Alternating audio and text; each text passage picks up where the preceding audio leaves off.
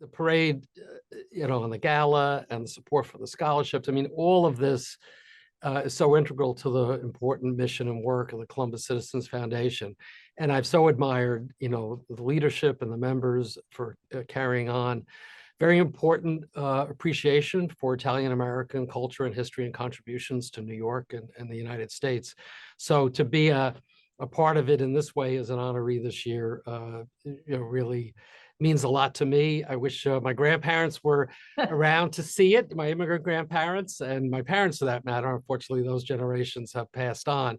But, for me, it certainly is a very meaningful acknowledgement to whatever extent I contribute to the Italian-American story, that it's being recognized by an organization like Columbus Citizens Foundation. I mean, that really humbles me. Well, it's so great to hear you say that. And I always think that, all jobs are an opportunity to learn and grow. And I've been here almost exactly 4 years now. And, I grew up in the New York metro area with an Italian-American family, and I certainly was proud of that, and went on, fortunately, to study Italian and learn a lot about Italy today. But I've been astonished in my 4 years here that we all know the story of immigration, end of the 19th century, beginning of the 20th century. But I was really astonished to learn that Italians have actually been here since the Revolutionary War era.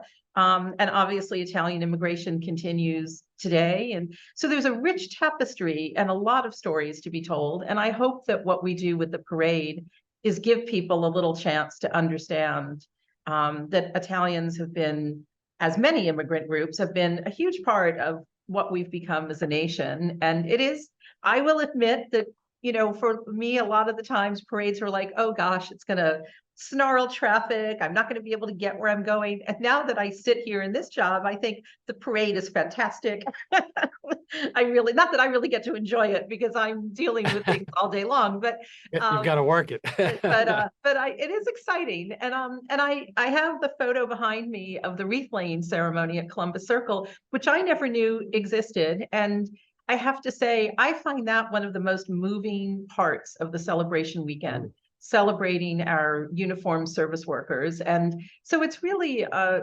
humbling experience all the way around. But you have a very daunting job as state controller, and I'm always amazed at, again, this rich tapestry of topics that your office has to cover.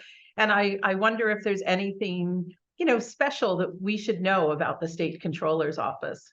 I always say we're in many ways the back office operation for the state. So, processing contracts and payments and payroll and pension checks, all very important factors in keeping the state business moving. And then beyond that, the work that we do in monitoring state finances, issuing reports on the big issues that are out there, confronting New York, is trying to frame the debate. This office is not a policy making office, like the legislature or the governor, but we do have a voice, and we try to use that voice in a responsible way, try to keep everybody focused on the big picture.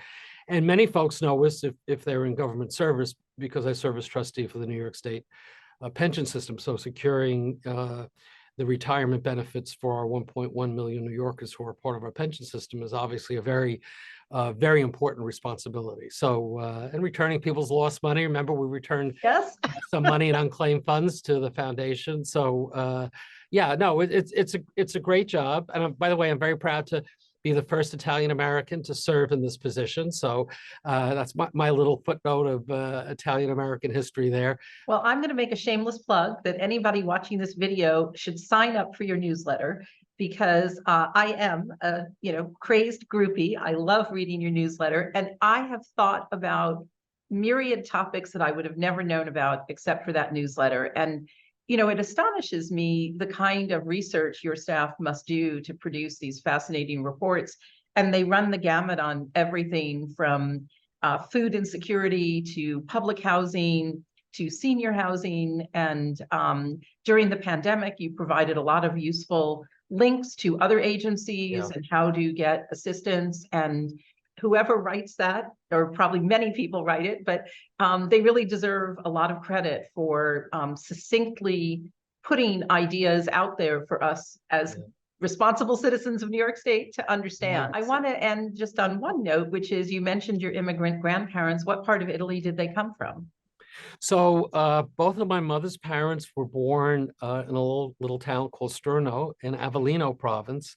And I had the wonderful experience a number of years ago to visit Sterno and had connected with folks I was related to that I didn't even know existed. They didn't know I existed. It kind of happened out of the blue. And on my father's side, my paternal grandfather, who I'm named for, his name was Tommaso Pellegrino DiNapoli, which got anglicized to Thomas Peter DiNapoli. And in fact, in Paduli, when I visited there, they were very kind. They did a whole family tree for me going back to like the year 1800. And I was very proud to see on the family tree, in fact, DiNapoli was our name in Italy. And I'm named for my grandfather. He was named for his grandfather. So like in the early 1800s, there was a Tommaso DiNapoli. So I'm very proud to, carry that long line forward, and very proud that name is now listed as New York State Comptroller.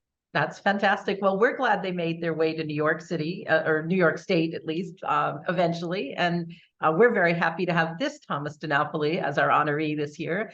And we'll see you at the gala, and we'll see you up front at the parade in just and at the wreath laying also, which I've not gone to before. I look forward this year in the mass. So, but Lisa, thank you for your great work as executive director. And really, I was so honored when you and Angelo reached out to me. I'm so looking forward to Columbus weekend this year more than ever. So I really look forward to sharing that experience with you. Great. Thanks so much.